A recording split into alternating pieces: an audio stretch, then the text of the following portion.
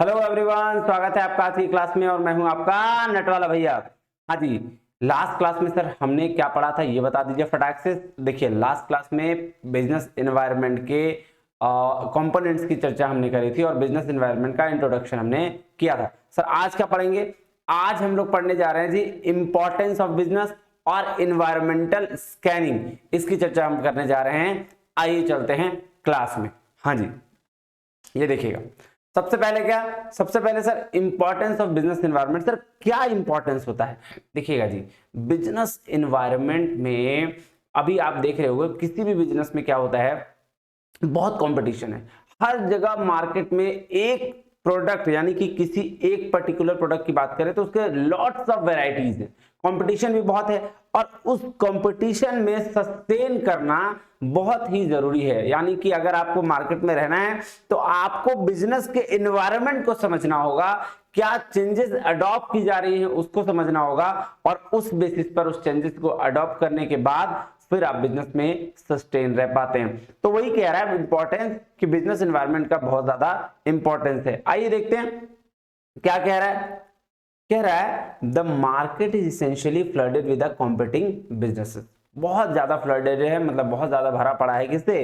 Competing business से, competition से। कह रहा है it is thus integral for a business to keep a look out for the forces that affect it. क्या बोल रहा है? Integral for a business to keep a lookout, lookout को ये रखने के लिए फोर्सेस, उसको अफेक्ट करने वाले फोर्सेस जो हैं वो इंटीग्रल हैं। हाँ जी, कह रहा है emphasis laid on maintaining continuous interaction. क्या किस पे बोल रहा है? एम्फेसिस किस पे मेंटेन? कंटिन्यूअस इंटरेक्शन पे। किसमें? With a company business environment, company के बिजनेस एनवायरनमेंट पे कंटिन्यूअस इंटरेक्शन होना चाहिए।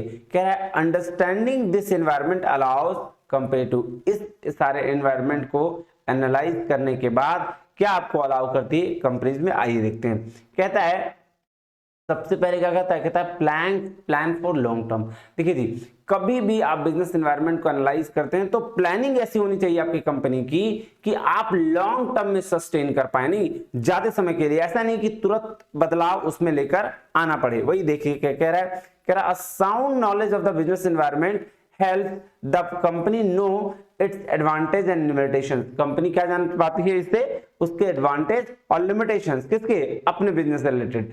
So, and making it easier to choose the better positioning, और क्या हेल्प हो जाता है इससे लॉन्ग टर्म में? बोलता है इससे हेल्प हो जाता है कि आप कंपनी की पोजीशनिंग कैसे करते हो कितना इजी तरीके से, और and plan to stay market for the long term, और मार्केट में लॉन्ग टर्म स्टे करने में हेल्प मिल जाती है। किससे? बिजनेस एनवायरनमेंट करने से, बिजनेस की एनालिसिस करने से।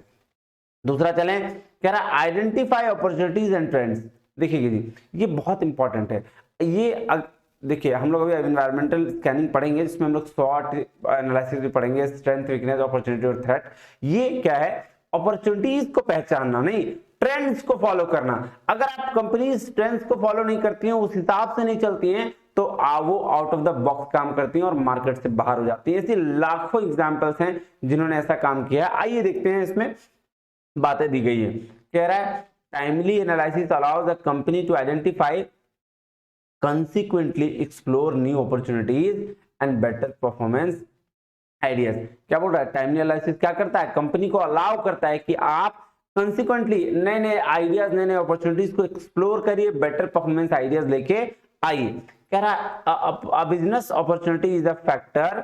कौन सा फैक्टर है? क्या कह रहा है? कह रहा है business opportunity is a factor that upon identifying allows the initiation of a business venture or adds the development of an existing business। मोटा भाई साहब, या तो अपने बिजनेस में कुछ नया इनिशिएट करके लेके आइए या फिर उसमें कुछ ऐड करिए ताकि वो पुराना जो प्रोडक्ट है उसका डेवलपमेंट हो जाए। जैसे आप देखते हो मैगी या फिर किसी भी प्रोडक्ट में आप देखते हो पैकेजिंग चेंज होते रहती है। ये क्यों होता है सर? ये इसलिए होता है ताकि जो कस्टमर एक्विजिशन है, यानी जो कस्टमर के आने की चांसेस है वो बढ़ता चला जाए। नए नए पैकेजिंग से आपको लुभाने की कोशिश की जाती है। तो ये क्या है? ये आपके ट्रेंड्स को फॉलो करने का काम है। कह रहा है इसका एक बेस्ट एग्जांपल देखिएगा। कह रहा है an example of this Nokia, a company that has previously held hoping 49.9% of the global market of share for mobile phones. However, the company did not adapt the market changing demands as it failed to analyze new trends. Keeping the constant lookout for the new trends our rival firms are setting allows the company to adapt accordingly. बोल रहा है Nokia एक brand थी, एक time में 49.9% global market इसका था mobile phones के लिए, लेकिन आज देख लीजिए ये कहीं भी एग्जिस्ट नहीं करती है। जस्ट बिकॉज क्यों? क्योंकि इसने एनवायरनमेंट को एनालाइज नहीं किया, नए ट्रेंड्स को फॉलो नहीं किया। जब एंड्रॉइड आ रहा था मार्केट में, ये अपने माइक्रोसॉफ्ट पर मतलब विंडोज पर ये रही है ना, तो इसने क्या किया, अपने ट्रेंड्स को फॉलो नहीं किया और इस वजह से आज मार्केट से आउट है। चलिए नेक्स्ट चलें। हाँ जी सर चलिए, क्या कह रहा है, आइडेंटिफाई थ्रेट। अब थ्रेट को पहचानना भी बहुत जरूरी है, अगर आप थ्रेट को नहीं पहचानेंगे तो बिजनेस में आपका नुकसान हो जाएगा। कह रहा है identifying potential threat to the business is another reason why a company needs to keep a watch on its environment. बोल रहा है पोटेंशियल थ्रेट को पहचानने के लिए ये जरूरी है कि अनदर रीजन है कि आप कंपनी के एनवायरनमेंट के नीड को कैसे पहचानोगे कि क्या भाई कौन सा एनवायरनमेंट में किस चीज चेंजेस हो रहा है। सो आप कीप वॉचिंग, मतलब देखते रहना चाहिए कि भाई एनवायरनमेंट में क्या बदलाव आ रहे हैं। कह रहा है threats are factors that have potential to hurt a business. बोल रहा है थ्रेट वो फैक्टर है जिसकी वजह से क्या बिजनेस हर्ट हो सकता है। नहीं, हाँ जी सर। कह रहा है steering clear of any possible threat ahead of time is an integral for the survival of company. Staying updated and adapting to the turbulent state of the overall business environment grants the company better flexibility when it comes to the coping when a sudden unexpected threat approaches the company. बोल रहा भाई साहब आप update रहेंगे, आप company का better flexibility रखेंगे, आप अपने एनवायरनमेंट का एनालिसिस करते रहेंगे, तो जो अचानक थ्रेट आपके पास आ जाएगा, अचानक अनएक्सपेक्टेड सडन थ्रेट जो आ जाएगा, उससे आप बचाव कर सकते हैं, आप उसको अच्छी तरीके से डील कर सकते हैं। कह रहा है understanding these condition and forces thoroughly allows analyst determine what direction of the company should steer towards to stay relevant in the market. बोल रहा भाई साहब अगर इस कंडीशन को आप समझ लेते हैं, थॉरोली स्टडी कर लेते हैं, एनालिस्ट रखते हैं, तो आपको ये निर्धारित करने में इजी हो जाएगा कि कंपनी को किस डायरेक्शन में लेके जाना चाहिए ताकि वो मार्केट में सस्टेन रहे, मार्केट में बना हुआ रहे। हाँ जी समझ में आ गया बात? जी सर। चले नेक्स्ट, आगे नेक्स्ट चलते हैं। कहता है आप गेन फर्स्ट मूवर एडवांटेज। क्या है ये गेन फर्स्ट मूवर एडवांटेज? आइए देखते हैं। कह रहा है company gains the first mover advantage if it succeed to identify market demand at the right time.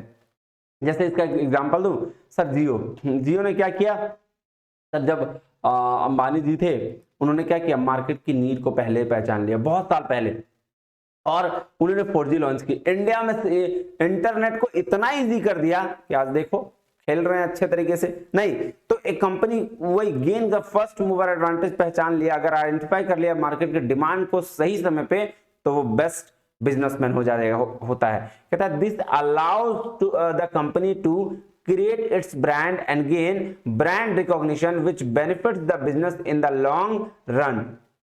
क्या बोल रहा है, ये क्या अलाउ करता है कंपनी को, अपना ब्रांड और ब्रांड रिकॉग्निशन पहचानने में, with benefits in the business long run. Jio की भाई साहब कोई एक वक्त में कोई जानता नहीं था, सब आइडिया, वोडाफोन, अलग अलग एयरटेल, ये सारी चीज थे। लेकिन देखो जब से जियो आया सबके फोन में नंबर सेव हो जा रहा है, अमित जियो हैं, सुमित जियो हैं, देव जियो, मतलब सब जीने लगे हैं अब जियो की वजह से। तो सोचो कितनी ब्रांड रिकॉग्निशन हो गई है उसको। नहीं, हाँ जी सर। कह रहा है as time passes the competitor try to enter the market after having examine products expensive market demand. और जैसे जैसे टाइम पास करता है कॉम्पिटिटर भी ट्राई करते हैं इस मार्केट में आने के लिए। जैसे अब कुछ दिन बाद एयरटेल इसमें मूव कर गया। नहीं, हाँ जी सर। अब कह रहा by that time the first mover has plenty of time to establish strong customer loyalty and hence a significant market share which will be hard to compete with। बोल रहा भाई साहब अगर पहला इंसान या पहला बिजनेसमैन जिसने ये नीड पहचान लिया मार्केट की, उसके जो कस्टमर बेस बनेंगे, वो जो स्ट्रॉन्ग लॉयल्टी कस्टमर होगा और सिग्निफिकेंट मार्केट होगा, उसको मूव करना किसी और में बहुत ही टफ हो जाता है, बहुत मुश्किल हो जाता है। कह रहा a closer look at the history of Amazon shows Jeff Bezos has recognised the power of internet. किसने?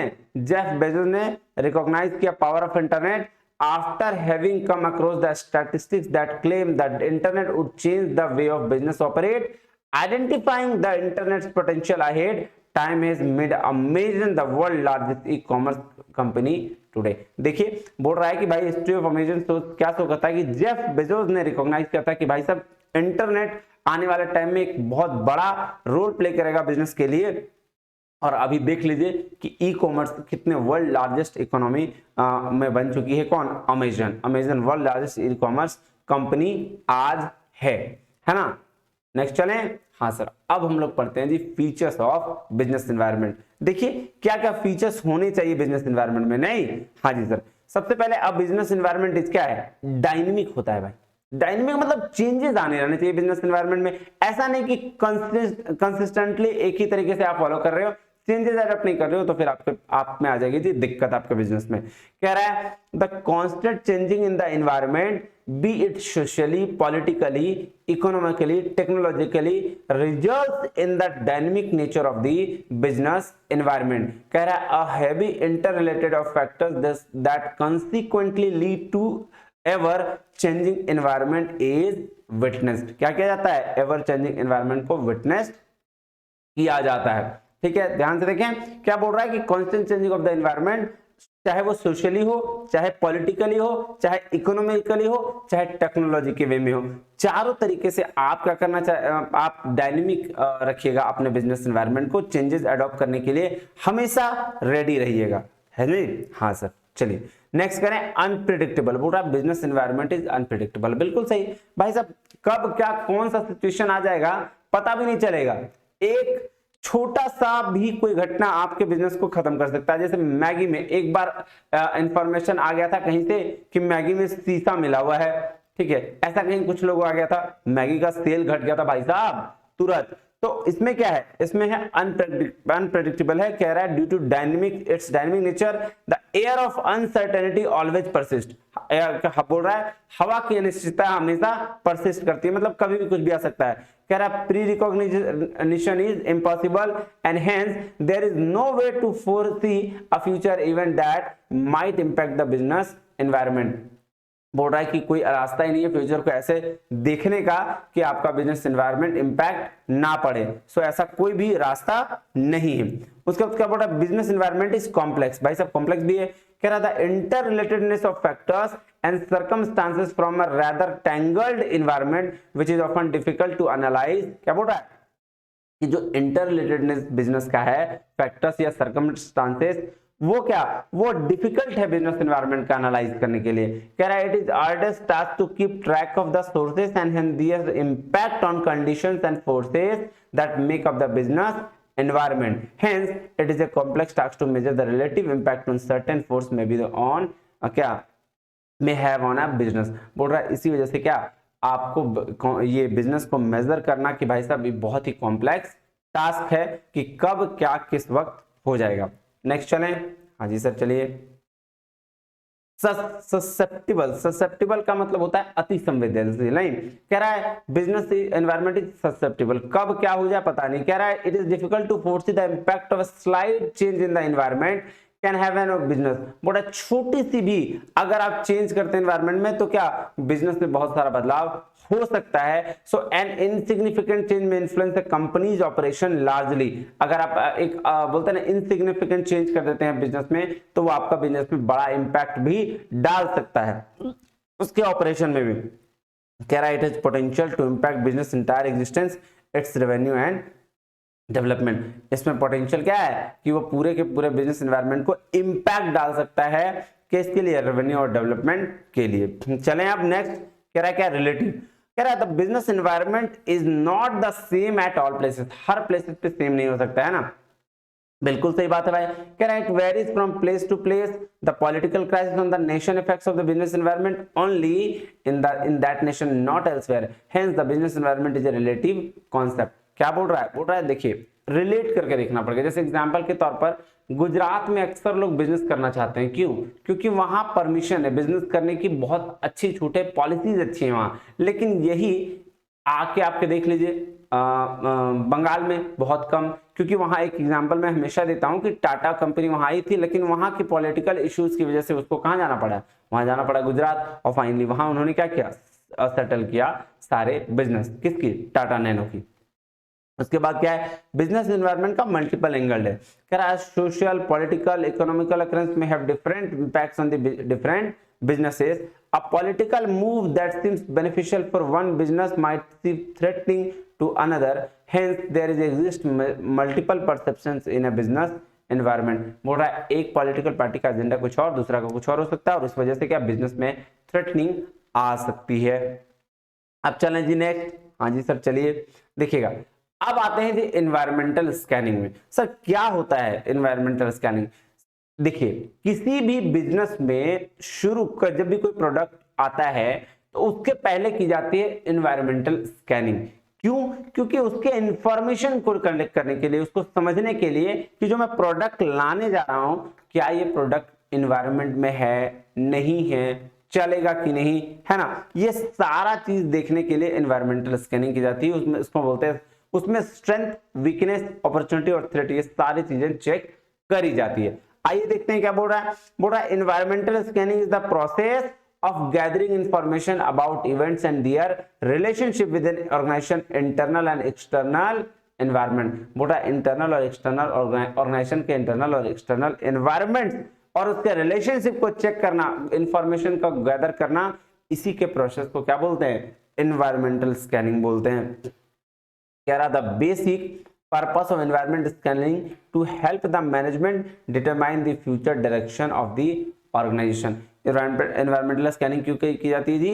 ताकि मैनेजमेंट अपने फ्यूचर का डायरेक्शन डिसाइड कर पाए। कह रहा था environmental scanning committee is a valuable resource management allowing them to make decisions influenced from trend analysis of historical events to project future events. बोल रहा है एनवायरमेंटल स्कैनिंग कमेटी होती है हर ऑर्गेनाइजेशन में, जो एक वैल्यूएबल रिसोर्स मैनेजमेंट होता है, जो क्या अलाउ करता है डिसीजन देने में या डिसीजन लेने में कि आपका जो ट्रेंड्स एनालिसिस है, यानी कि अभी जो ट्रेंड चल रहा है हिस्टोरिकल बेसिस पर, उसको हम फ्यूचर में कैसे प्रोजेक्ट करें कि वो कैसे काम करेगा। कह रहा the committee also assist in the creating action plan to address these upcoming events and reviewing action plans and appropriating resources for those plans, putting management in a contact and fellow staff member with that knowledge base to provide the quality data for decision making। देखिए committee क्या assist करती है जी?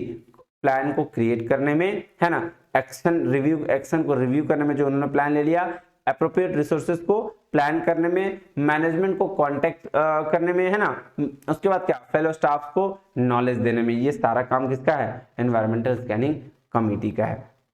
चलें अब देखिएगा next क्या है जी? Next है techniques of environmental scanning. Sir techniques का क्या मतलब हुआ? देखिए एनवायरमेंटल स्कैन करने के लिए कुछ कुछ टेक्निक्स अलग अलग बताई गई है कि आप किस किस रास्ते के थ्रू एनवायरमेंट का स्कैनिंग कर सकते हो। सबसे पहला एनालिसिस है स्वॉट एनालिसिस, जिसको हम कहते हैं strength, weakness, opportunity and threat. देखिए क्या बोल रहा है? कह रहा है स्वॉट analysis is acronym for strength, weakness, opportunity and threat analysis of the environment. Environment के स्ट्रेंथ, वीकनेस, अपॉर्चुनिटी और थ्रेट के बारे में बता रहा है। कह रहा है strength, weakness are the considered as the internal factors where the opportunities and threat are external factor. Strength और वीकनेस आपके मैनेजमेंट के यानी कि ऑर्गेनाइजेशन के अंदर की चीजें हैं जो आपको पता करनी होती है कि आपका क्या स्ट्रेंथ है, आपका क्या वीकनेस है। और एक्सटर्नल फैक्टर में हम क्या देखते हैं कि सर अपॉर्चुनिटीज मेरी कितनी हैं और थ्रेट्स मेरे कितने हैं, है ना। हाँ जी सर। कह रहा है these factors determine the course of action to ensure the growth of the business. किस लिए हेल्प करते हैं? हेल्प करते हैं sir determine course of action, के आगे मेरा बिजनेस का क्या ग्रोथ होगा, कैसे हम इसमें एक्शन लें। चलिए दूसरा एनालिसिस जिसको बोलते हैं पेस्ट एनालिसिस।